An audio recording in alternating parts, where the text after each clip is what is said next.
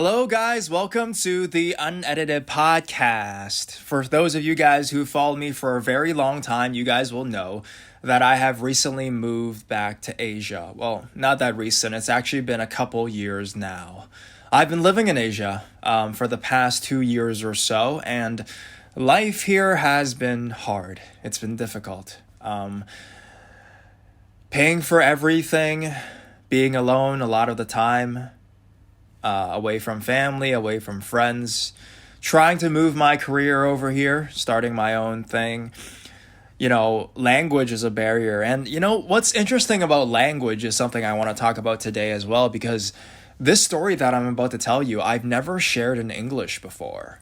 I've always told other people and, put it out there, but always in Cantonese or Chinese or however you want to speak it. But I've never really talked about it in English, and I feel sometimes English is the best way I can describe, especially these kinds of stories. The stories about being with the paranormal and scary horror stories. Maybe it's just because I've been doing this job for so long. This story is about Asia. It's about a haunted hotel, and it's about a girlfriend I had when I was over here. So let's give you guys a bit of a backstory first. Moved back to Asia around end of 2021. 2020, sorry. And I spent all of 2021, 2022 here in Asia. During that time, I was quick to get a girlfriend because most likely I was lonely as fridge. All right, so I was spending a lot of time alone, made a girlfriend. Anyways, we spent a lot of time together, and I was living in different apartments and on different apartment leases, different areas for a long time, signing 1-year contracts or monthly contracts. And then she suggested maybe I rent a live-in hotel where I can, pay rent monthly. And I was like, why not? The area that I got was very close to my girlfriend's workplace because I do internet business stuff, and wherever I live, as long as there's friggin' good Wi-Fi, it does not really matter. So I lived in this hotel. First thing I noticed when I moved into that hotel room was just how weird it was. It was set out in a weird way. There was a huge mirror across the whole of the room. And then there were like 2 beds in the middle of the room.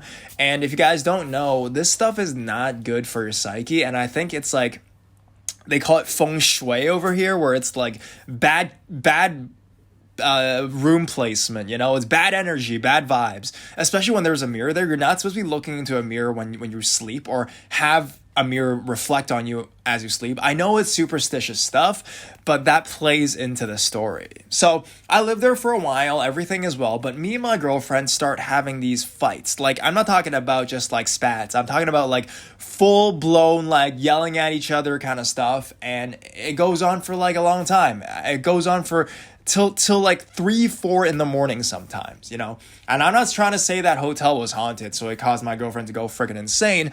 Not saying that, but definitely I think we both did not have a good time there. Or maybe it was just like our relationship running its course, Because by that time, it was already a couple months into it. Eventually, there was one night where I went ghost hunting with a bunch of friends in this like abandoned factory here. It's crazy. You can find these everywhere. And then there was this like kind of, you could call him like a seance kind of person. And we were asking him all kinds of questions about our future, like tarot cards kind of stuff, right? And then I asked him like, hey, my relationship with my girlfriend is like really on the rocks right now. What's going on? Is it going to last? Like, should I just give up? And then he's like, yo, dude, you broke up with this girl a month ago. I was like, what the flip?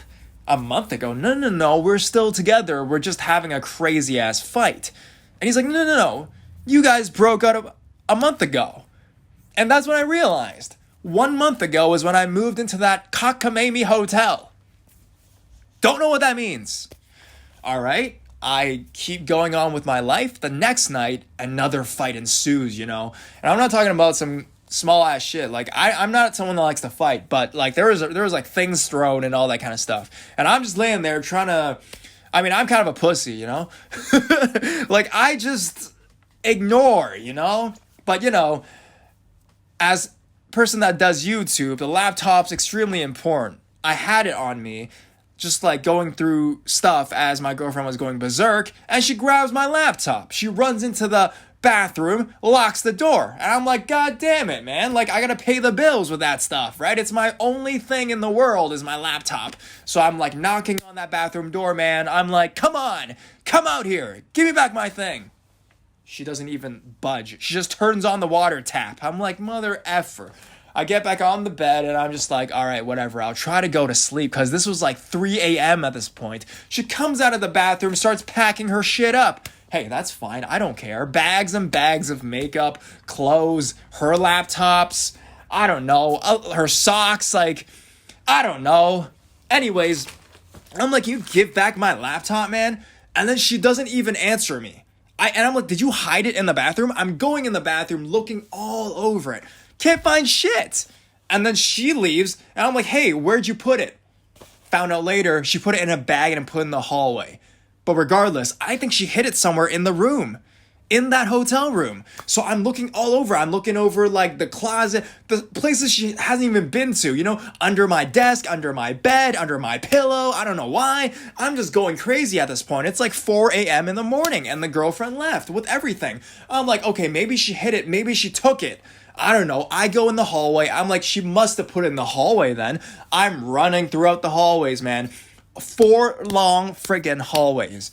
The first one, front to back. Second one, front to back. I'm going berserk. Third one, front to back, like panting, like, like running, you know? It's like 4 a.m. This shit is like it's like Inception right now. The 4th hallway, I go to the very end room. I stand there and I hear crying. And you think this is gonna turn into The Notebook, right? This friggin' ain't. This is Goosebumps, man. In that last room of that hallway, the crying becomes louder. Like, ah, ah, ah. At this point, it's almost comical. And I'm walking towards that door, like inching towards it. I'm like, what the heck is this? Why are the women in this hotel all like from a psychiatric hospital or some shit? They're all crazy.